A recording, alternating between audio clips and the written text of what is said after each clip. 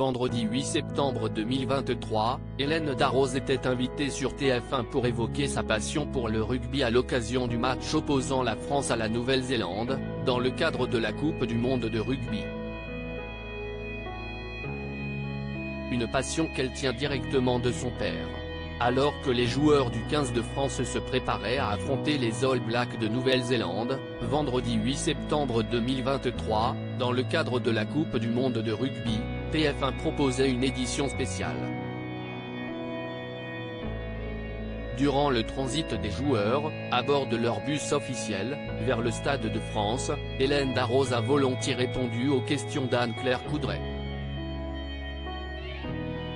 La chef à la renommée internationale est en effet une passionnée de rugby depuis toujours. Elle a un lien tout particulier avec ce sport. Il faut dire qu'elle a de qui tenir. En effet, son père était lui aussi rugbyman. Francis Darroze a travaillé le ballon ovale notamment aux côtés des célèbres frères Boniface, dont l'équipe de Mont-de-Marsan.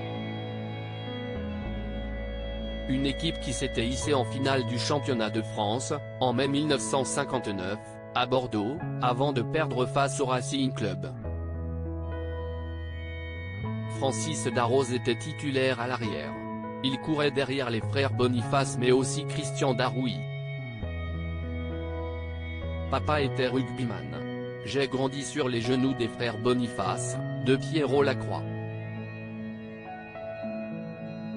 Tous ces grands noms du rugby, s'est-elle remémorée avec tendresse, sur l'antenne de TF1. On partage les mêmes valeurs, impossible pour elle d'évoquer le rugby sans parler de gastronomie, on partage les mêmes valeurs. La générosité, le partage. On aime faire plaisir et partager du bonheur avec ceux qui sont autour de nous. Il y a aussi la valeur de l'équipe comme sur un terrain de rugby. Dans une brigade, tout seul on ne peut pas y arriver.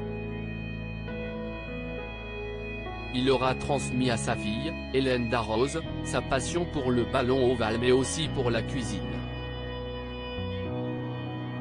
Chef émérite, Francis Darroze était un grand nom de la gastronomie. Hélène Darroze continue de faire honneur à son nom à travers ses établissements à Paris et Londres pour lesquels elle a été étoilée à plusieurs reprises et élue meilleure femme chef du monde en 2015.